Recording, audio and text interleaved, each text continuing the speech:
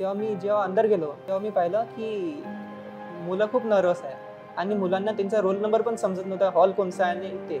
आणि जेव्हा पेपर हातात भेटला तेव्हा माझा एक प्लॅन होता की नीटच्या 180 क्वेश्चन्सपैकी मी 6 ते 7 क्वेश्चन सोडून दिले, कारण की मग मी त्याला ओरडलो आणि त्याला ओरडल्यानंतर पूर्ण त्याचा जे राग आहे तो पूर्ण काढून टाकला.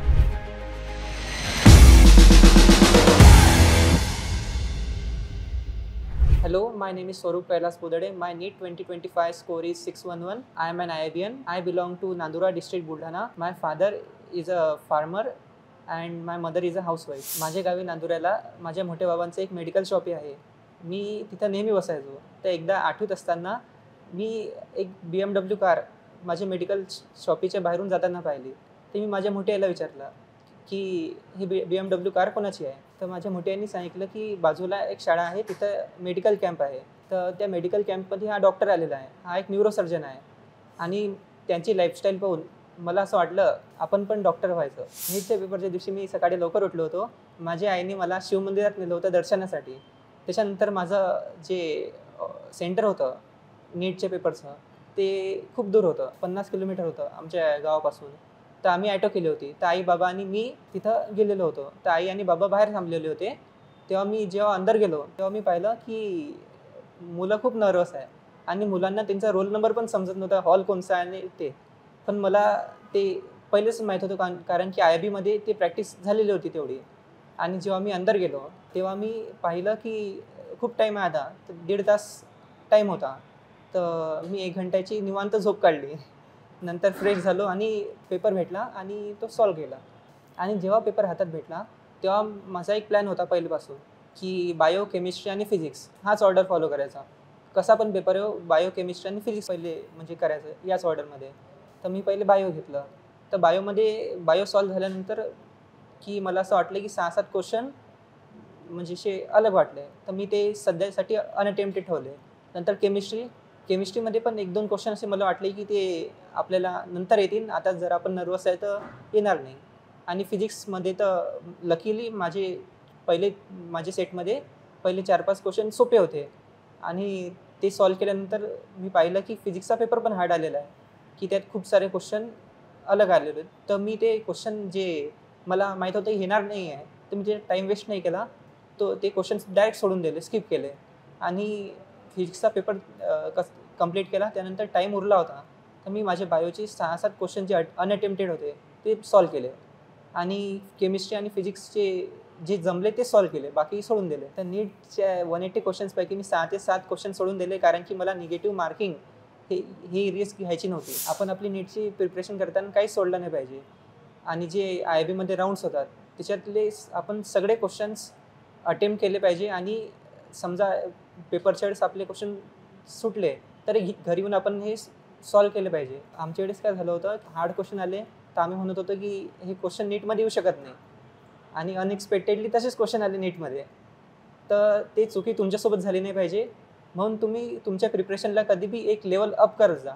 हा क्वेश्चन आहे त्याच्यापेक्षा अजून थोडे हार्ड करा. तुम्हाला नीटची असा पेपर अनएक्सपेक्टेड नाही होणार. NTAची टीम खूप एक्सपिरियन्स आहे. त्यांना माहिती आहे की पेपर कसा अनएक्सपेक्टेड बनवायचा आणि मुलांना कसं सरप्राईज करायचं. तर त्या सरप्राईजला आपण फेस करण्यासाठी आपण आपली प्रिपरेशनमध्ये कधी पण एक लेवल अप करायला पाहिजे, की कोणचा पण सरप्राईज येऊ, आपण एकदम रेडी असायला पाहिजे त्या सरप्राईजसाठी. तर माझी NEET 2026च्या स्टुडंट्सला एकच ॲडवाईस आहे की लेवल अप युअर गेम. नीटच्या प्रिपरेशनमध्ये स्टडी प्लॅन खूप महत्त्वाचा असतो आणि तो स्टडी प्लॅन मी रोज रात्री झोपण्याच्या पहिले बनवत होतो की आपला पुरा दिवस कसा बेस्टपणे युटिलाइज होईल. मला माहिती पडलं होतं की माझं ऑर्गॅनिक आणि इनऑर्गॅनिक केमिस्ट्री वीक आहे. तर मी रोज सकाळी 2 तास ऑर्गॅनिक केमिस्ट्रीला बिफोर क्लास, IBचा क्लास होण्यापूर्वी पूर्वी द्यायचो. 2 to 8 क्लास झाल्यानंतर इनऑर्गॅनिकसाठी एक अलग स्लॉट बनवून त्याचा अभ्यास करायचो. आणि क्लास झाल्यानंतरच मी क्लासचे जे नोट्स पूर्ण ते वाचायचो. IBचे वीकली टेस्ट आपले स्टडी प्लॅन करण्यासाठी खूप महत्त्वाचे आहे. म्हणून मी रोज सकाळी उठल्यानंतर 3 तास जी वीकली टेस्ट होते त्याचं रिवाईज करायचो. ते वीकली टेस्टमध्ये जे आपण पूर्ण हप्त्यात शिकलेलो आहे तेच येते. तर पूर्ण हप्त्यातलं जे शिकलेलं आहे ते रिवाईज होऊन जायचं आणि आपल्याला समजायचं की आपल्याला किती समजलेलं आहे त्याच्यातलं. नीटच्या प्रिपरेशनच्या वेळेस स्टार्टिंगला मला एक चॅप्टर वाचायला खूप टाईम लागायचा. तर मी IIBच्या सरांना भेटलो. त्यांनी मला सजेशन दिलं की तू नोट्स बनवत जा, तुझं चॅप्टर लवकर लवकर वाचणं होतील. तेव्हा मी फक्त स्टार्टिंगला फिजिक्सचे नोट्स बनवायचो, पण तरी बायोला खूप टाईम लागायचा. तर मी बायोचं सरांनाच विचारलं की नोट्स कशाप्रमाणे बनवायचे. तर सरांनी सांगितलं होतं मला की जे प्रिव्हियसली आलेले आहे तेच पॉईंट जास्तीत जास्त इन्क्लूड करायचे, जास्त पण काही लिहायचं नाही, नाहीतर आपली शॉर्ट नोट्स NCERT होऊन जाईल पूर्ण. मग ते फरक काय राहील, टाईम आपल्याला वाचवणं आहे. तर मी तसं केलं आणि मी सरांची ॲडवाईस फॉलो केली आणि शॉर्ट नोट्स बनवल्या. तर त्याच्यामुळे माझं शेवटपर्यंत मी तेच नोट्स वाचलो आणि त्याच्यामुळे माझा खूप टाईम वाचला.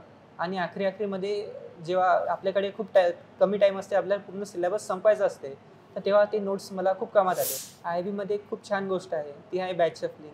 बॅच शफलिंगमध्ये मुलांना त्यांच्या परफॉर्मन्सनुसार अलग अलग बॅचमध्ये डिवाईड केलं जाते आणि मुलांना चांगली बॅच भेटत राहते.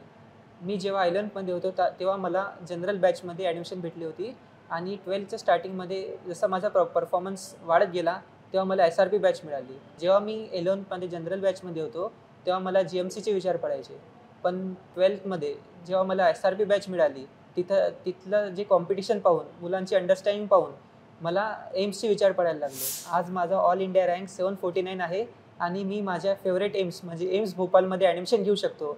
हे सगळं IIBच्या SRP बॅचमुळे झालं, हे मी प्राऊडली सांगू शकतो. माझ्या स्टडीज, ॲकॅडमिक्स, नॉन ॲकॅडमिक्स सगळ्या जे प्रॉब्लेम्स होते त्याच्यासाठी माझे पॅरेंट्स माझ्या पाठीशी होते पहिलेपासून. आज जे मी अचीव केलेलं आहे ते त्यांच्याशिवाय काहीच नाही आहे. ते नसते तर मी हे करू नसू शकलो. माझ्या बाबांना पाठीचा त्रास आहे, तरी ते दर महिन्याला 300 किलोमीटरचा प्रवास करून नांदुरा ते नांदेड यायचे आणि माझी विचारपूस करायचे. मी जेव्हा नांदेडला आलो होतो IIBमध्ये पहिले डाऊट्स विचारायला घाबरायचो. तर मी हे घरी सांगितलं. जेव्हा माझ्या बाबांना ही गोष्ट कळाली ते मला स्वतःहून IIBच्या सगळ्या टीचर्सकडे घेऊन गेले आणि त्यांनी मला खात्री पटवून दिली की डाऊट्स विचारण्यामध्ये काहीच घाबरायची गोष्ट नाही आहे. त्या दिवसापासून मी माझे डाऊट्स IIBच्या टीचर्सकडे जाऊन क्लिअर करायला लागलो आणि माझ्या प्रिपरेशनमध्ये मला अजून मदत झाली. नीटच्या प्रिपरेशनच्या वेळेस हॉस्टेलची लाईफ एक अलगच वेगळी लाईफ असते. तेव्हा हॉस्टेलची लाईफमध्ये आपण एकटेपणा फेस करू शकतो. तेव्हा मित्रच आपली फॅमिली असतात. मित्र फक्त एन्जॉयमेंटसाठीच आहे असं नाही. समजा एखादा मित्र आपला अभ्यासामध्ये पण मदत करत असेल तर ते खूप चांगलं आहे. माझ्यासोबत तेच घडलं. माझा एक मित्र, माझा फिजिक्स स्ट्रॉंग होतं आणि त्याचं केमिस्ट्री, तर तो केमिस्ट्रीमध्ये मला मदत करायचा आणि मी त्याला फिजिक्समध्ये मदत करायचो. तर त्याच्यामुळे माझं केमिस्ट्री चांगलं झालं. मी IIBचा 2 इयर क्लासरूम स्टुडंट आहे.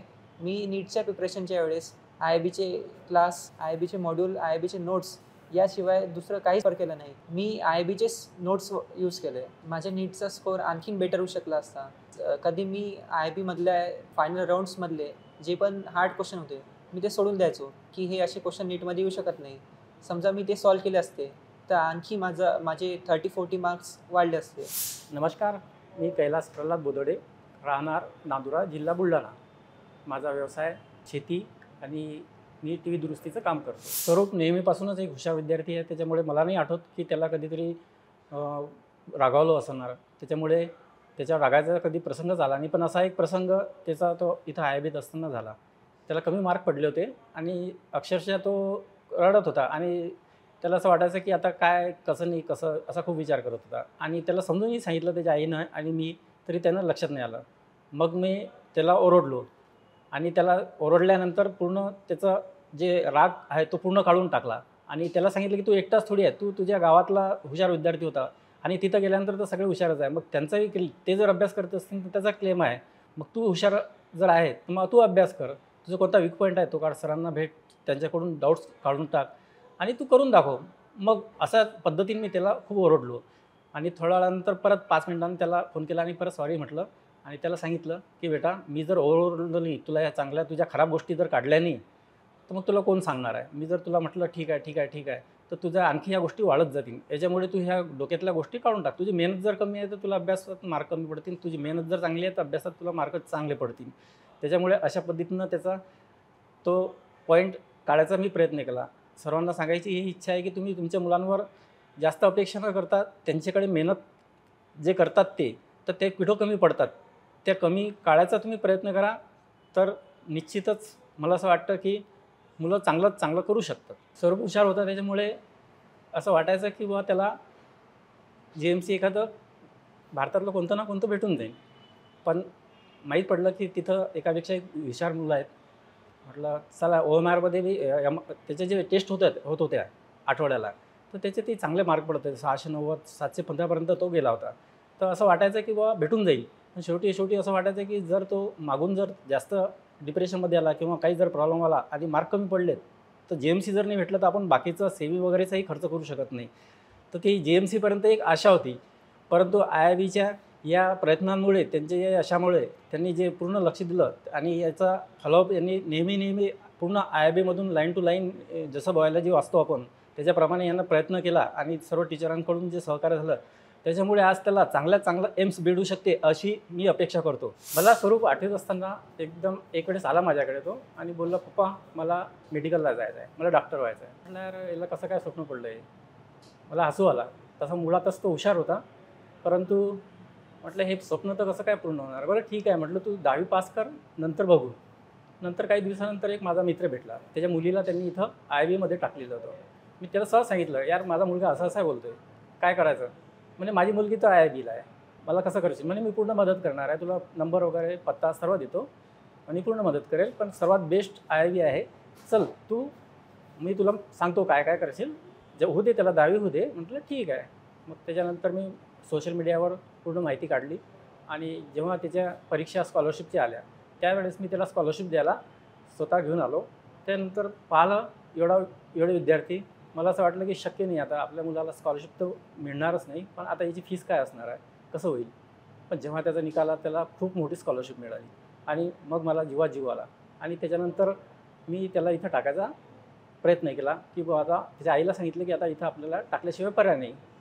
परंतु हा लांब एवढा दिवस राहिला नाही कधी. त्याच्या आईवर जास्त जीव होता त्याचा आणि घर सोडून कधी राहिला नाही. आणि ॲक्च्युली 10वीपर्यंत मी त्याच्याकडे अभ्यासाला कधी लक्ष देऊ शकलो नाही. सर्व त्याच्या आईचं लक्ष होतं आणि त्याची आईही काही जास्त शिकलेली नाही. पण झालं असं 10वी नंतर मग विचार केला की आपणही थोडंसं लक्ष द्या, कारण दिवसभर कामात असल्यामुळे मी त्याच्याकडे 10वीपर्यंत लक्षच देऊ शकलो नाही. आणि त्याची जी पूर्वीची शाळा होती तिथं तो जास्तीत जास्त 10 स्टुडंट होते आणि ते मीडियम इंग्लिश स्कूल होती. म्हटलं ठीक आहे. तो स्वतःही त्याचा घरचा अभ्यास करायचा आणि तिथल्या टीचरचंही खूप योगदान होतं. मग त्याला IIBमध्ये इथं आणलं, टाकलं.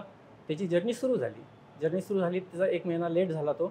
ठीक आहे, त्याच्या पहिल्या बॅचमध्ये न येता दुसऱ्या बॅचमध्ये न येता तिसऱ्या बॅचमध्ये तो फेज 3मध्ये झाला सामील. त्याच्यानंतरही त्यानं चांगले मार्क वाढत त्यानं तो SRPचा पठ्ठा पार पाडला. तो SRP बॅचमध्ये सामील झाला. त्यामुळे आम्हालाही असं वाटत गेलं की याला खूप चांगले मार्क येत आहेत. त्याचे मार्क जे आहे ते वेळोवेळी इम्प्रूव्हमेंट होत गेले. सर्व टीचरांनी खूप त्याला मदत केली. त्याच्यामुळे आम्हाला काही त्रास झाला नाही. मला सुरुवातीला आठवते की जवळपास 3 महिन्यानंतर मला असं आठवलं की आज आपल्याला पाठीचा एवढा त्रास आहे, आपण बसू शकत नाही, जाऊ शकत नाही, चालू शकत नाही.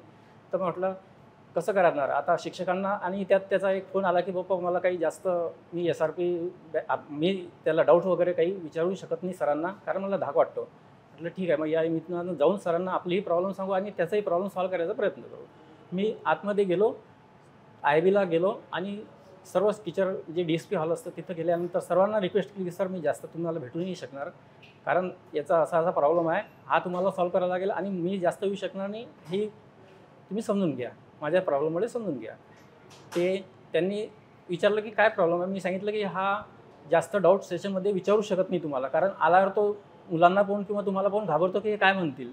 याचा हा धाक काढा, कारण हा थोडासा शॅडो पद्धतीचा थोडासा लाजाळू आहे. म्हटलं ठीक आहे, म्हणजे काही प्रॉब्लेम नाही, पूर्ण पद्धतीने तो करू शकतो. मग त्यांनी स्वरूपची चौकशी केली. त्याच्यानंतर ती मदत शेवटपर्यंत मिळत गेली आणि जसं SRP बॅचमध्ये त्याला सर्व म्हणजे सर्व मदत करत गेले. त्याच्यामुळे तो आज ह्या स्टेजपर्यंत येऊ शकला. त्याचं तो स्वप्न पूर्ण करू शकतो आज. त्याला चांगल्यापैकी आज रिझल्ट आलेला आहे. त्याला चांगल्यापैकी मार्क मिळालेला आहे. 611 मार्क मिळालेले आहे आणि काहीतरी ऑल इंडिया रँक 749 आलेला आहे. म्हणजे त्याला चांगलं कॉलेज मिळेल अशी आशा आहे. सुरुवातीला असं वाटतं की भारतातलं एखादं छोटंसं JMC भेटलं तरी खूप आहे. आज आपण जास्त पैसे नाही लावू शकत त्याला, परंतु हे स्वप्न IIBनं खूप चांगल्या पद्धतीनं पूर्ण केलं. याचा मी IIBचा खूप आभारी आहे. अशा पद्धतीनं तुम्हीही पूर्ण IIBवर विश्वास टाका आणि ते खूप चांगल्या पद्धतीनं तुमच्या मुलांना सांभाळ करू शकतात. परंतु वेळोवेळी तुम्ही मुलांच्या प्रॉब्लेमवरही फेस करा, लक्ष द्या. तुम्ही ते काय सकाळ संध्याकाळ त्यांच्याशी फोन करून त्यांच्याकडून सर्व गोष्टी जाणून घ्या. आता याच्याकडे 1 महिन्यानंतर जेव्हा सरांनी सांगितलं आणि IIBला फॉलो करा, कारण सरांनी जेव्हा IIBच्या सरांनी सांगितलं की तुम्ही मोबाईल वापरला नाही तरी चालेल, पण मग यांनी काय केलं की हा मोबाईल मला फोन केला की बाबा मला छोटासा मोबाईल घेऊन द्या. त्यानं ते 2 वर्ष त्या मोबाईलवर काढले. त्याला जर काही मोबाईलची अडचणी येत होती तरी शेजारच्या मित्राकडून ते 10 मिनिटासाठी मोबाईल घेऊन तेच कॅफेवर ते प्रिंट पाठवून तो प्रिंट काढून घ्यायचा. त्याची गरज भागत आहे. म्हणजे अर्थात तुम्ही फक्त मोबाईल घेऊनच अभ्यास करू शकता हेही तुम्ही मनानं विचार जर केला तर ते टाळू शकता तुम्ही. कारण ह्या गोष्टीपर्यंत पोहोचायचं आहे तर तुम्हाला खूप स्ट्रगल करावं लागेल. प्रत्येक गोष्टी डाऊट्स तुम्हाला विचारावं लागतील आणि जे काही अडीअडचणी आहेत त्या तुम्ही आई-बाबांना जरूर सांगा. कारण मी बऱ्याच वेळेस यायला म्हणायचो की स्वरूप तू सकाळ संध्याकाळ फोन लावतो, पण मग एखाद्या वेळेस नाही लावला तरी चालेल, पण पप्पा माझ्या मनात जे प्रश्न येतात मी तुम्हाला जर सांगितले मी मोकळा होतो आणि मग अभ्यास करायला एकदम मोकळा होतो. त्याच्यामुळे तुम्ही मुलांच्या आतमध्ये घुसून त्यांच्याकडे काय आहे काही नाही त्यांना मित्र करा. कारण तुम्ही काय करता की त्या मुलांशी जास्त बोलत नाही राहत. त्यामुळे ते मित्र ते काय करतात माहीत आहे काय की ते मित्रांसोबत अट्रॅक्ट होतात आणि मित्रांसोबत अट्रॅक्ट झाल्यानंतर जर मित्र वाईट असला किंवा तो काही अभ्यास करत नसला तर मग त्यामध्ये तो वाहत जाऊन ते काय करतात किंवा ते तुमच्यापासून दूर होतात. त्याच्यामुळे रोज तुम्ही शाळेत काय झालं, काय खाल्लं, काय प्यायलं, तब्येत कशी आहे, ह्या गोष्टी करा. तुमचा डॉक्टर जो आहे तुमचा जो फॅमिली डॉक्टर गावचा आहे तो आमचे फॅमिली डॉक्टर गावचे बक्षी डॉक्टर होते. तर ते याला काही प्रॉब्लेम आला तर मी विचार केला की त्याला जर तिथं दाखवलं तर ती ट्रीटमेंट वेगळी होईल आणि याच्यात काही फरक पडणार नाही. परंतु मी माझी प्रिस्क्रिप्शन डॉक्टरांकडे जाऊन त्याचा फोटो इथं पाठवून ती औषधी घेऊन याला ती द्यायचं, त्याला फरक पडायचा. अशा छोट्या छोट्या गोष्टी तुम्ही करू शकता. त्याच्या खायापियाकडे थोडंसं जर लक्ष दिलं तर ते खूप चांगलं. अशा पद्धतीने जर तुम्ही तुमच्या विद्यार्थ्याकडे लक्ष दिलं तर ते खरंच तुमचं स्वप्न पूर्ण करू शकतात आणि त्यांना ओळखून त्यांच्याकडे तुम्ही पूर्ण लक्ष द्या. एवढं सांगून मी IIBचा खूप आभारी आहे की त्यांच्यामुळे माझ्या मुलाचे स्वप्न आणि आमचे पूर्ण परिवाराचे स्वप्न पूर्ण होत. धन्यवाद. धन्यवाद IIB. माझं IIBच्या पहिल्या दिवसापासून ते आखरी फायनल राऊंडपर्यंत मी माझ्यात ग्रोथ पाहिली आणि त्या ग्रोथच्या प्रत्येक टप्प्यात मला जे अडचणी आल्या ते सॉल्व करायसाठी IIBचे फॅकल्टीज माझ्यासोबत होते. त्यामुळे माझ्या या नीटच्या जर्नीमध्ये IIBच्या फॅकल्टीचा खूप मोठा रोल आहे. नीट 2025मध्ये माझा स्कोअर 611 आहे आणि माझा रँक 749 आहे. या बेसिसवर मला भारतातील चांगल्यात चांगलं एम्स कॉलेज मिळणार आहे. या यशाचं श्रेय मी टीम IIBला, माझ्या पॅरेंट्सना आणि मित्रांना देतो. थिंक नीट, थिंक IIB.